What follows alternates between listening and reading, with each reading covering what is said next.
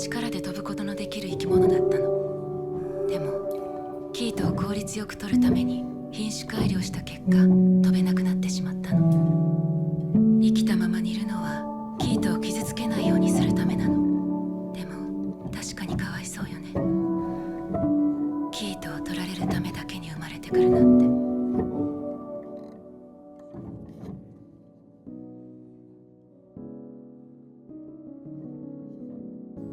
Cocoon from the Girls of Summer is a 2025 Japanese animated film about a girl and her life through the invasion of Okinawa in the waning days of the Second World War.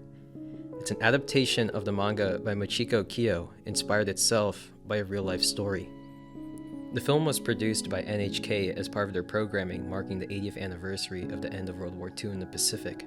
Directed by Yukimitsu Ina and animated with the involvement of Hitomi Tateno, a decades-long veteran from the famous Studio Ghibli.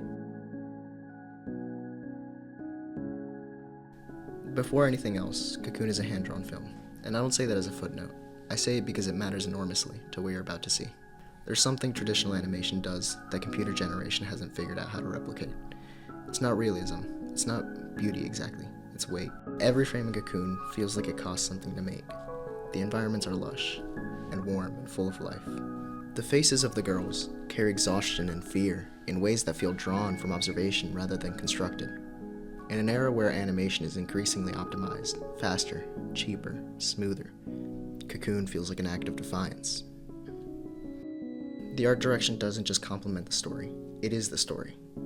The beauty of this film is what makes it hurt. Because when things start to fall apart, and they do, you've already been made to love what's being destroyed.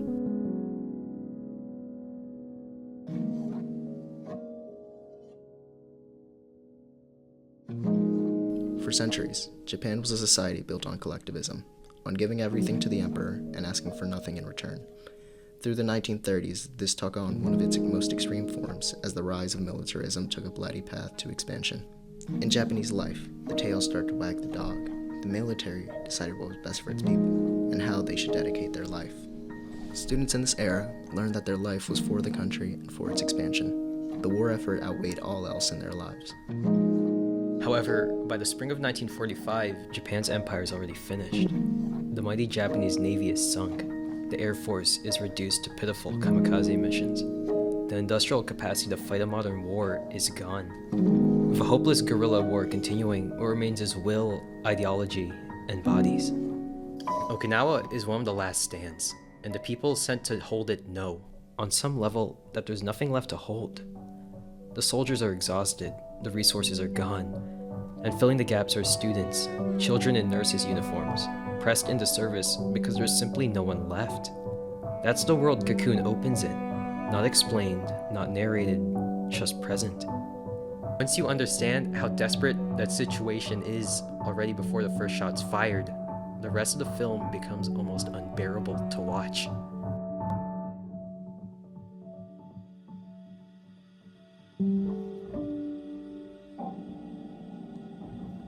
The first 26 minutes of Cocoon are almost like a trick. You're lured in by the gorgeous visuals, and everyone just seems so carefree. There's a birthday party. Everyone is laughing.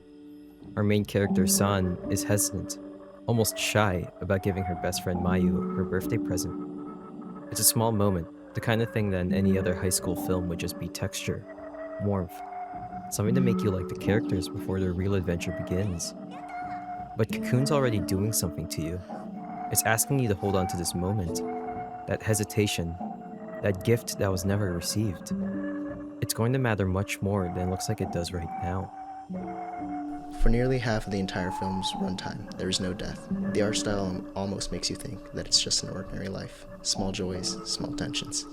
When planes carrying thousands of pounds of certain death fly overhead, you never once fear for the girls. When you see them doing hard labor, moving logs and digging trenches, the art style almost makes it look like a gym class. The villain is patient in a way that almost feels generous. You settle in, you start to love these people. Cocoon puts a spell on you. And then...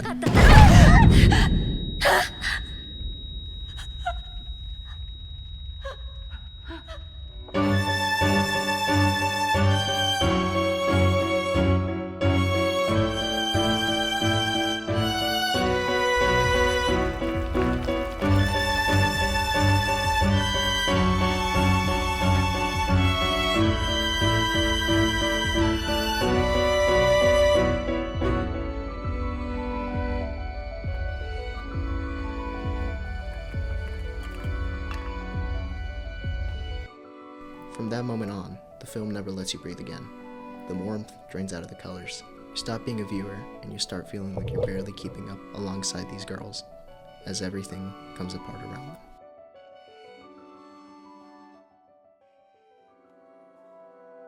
And at the height of all this chaos, the blood, the death, fear bearing down all of them, San can't take it anymore. She's exhausted, broken by the soldiers, the wounds, the weight of everything around her. And Mayu does the only thing she can do to help her friend. She makes her a promise that she'll put a good luck charm on her, that they'll both be protected together, wrapped in a cocoon as white as snow, that all the blood and death surrounding them will be nothing more than a cascade of petals. It's a lie. They both know it's a lie, but it's the most human thing in the movie, that desperate, irrational insistence that love can cover over horror, that if you believe it hard enough, you could protect someone from the truth. And in a way, the wish becomes true. The blood fades, the soldiers become silhouettes, the flowers bloom over everything for the rest of the film. It's a gorgeous display, and a sickening one once you know what's underneath. Behind every petal, every flower, is the same hell. Nothing is really covered, nothing is really gone. But you find yourself hoping anyway, hoping the promise holds, hoping the cocoon stays white just a little bit longer.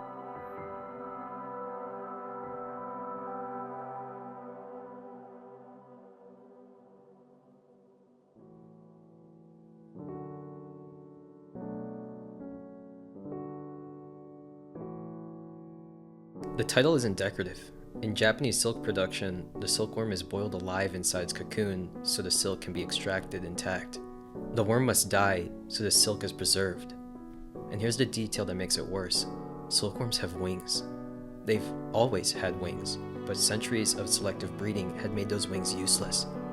They were engineered generation by generation to be incapable of flight, to exist only to produce, to never leave. And that's not just a metaphor for the girls in the film, it's a portrait of an entire culture at a specific moment in history. These children were raised to give themselves. Their highest purpose was to be consumed for something greater. Their wings were clipped before they were even born. You see it in the hospital, where the girls are told to keep their mouths shut and do what they're told. Not out of cruelty, but out of genuine belief. There's a Japanese saying, the nail that sticks up gets hammered down. And these girls have internalized it so completely, they'll pass it on to each other without a second thought. You see it in the teacher. The night before everything falls apart, she sits with San and mourns. Not the war, not the dying, but the classes she couldn't give them, the ordinary life she couldn't provide. And she sends these girls away and stays behind, because the army needs a cave, and someone to remain. If you know how the Pacific campaigns ended, you know what that decision means the moment she makes it. She looks at her students one last time, and then she turns back. The door doesn't close dramatically. It just closes. And in the grenade scene, in a mass suicide, San watches her classmates as they choose the death they were told is right. Told that it was what the soldiers said to do and there was no other choice. The silk preserved, the worm sacrificed. San doesn't. She refuses. In the worst possible moment, surrounded by every force, cultural, military, social, insisting that her life is not hers to keep, she disagrees. She breaks her cocoon from the inside. She grows her own wings.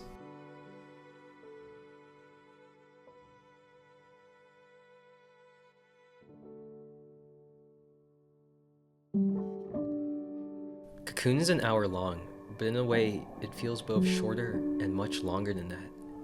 It's not an easy watch, nor does it want to be, but it's one of the most intentional films I've seen in a long time. Every choice, the art, the editing, the silence, the music, is in service of something real. If you have any interest in animation, in history, or just in films that treat their audience like adults, I would highly recommend it.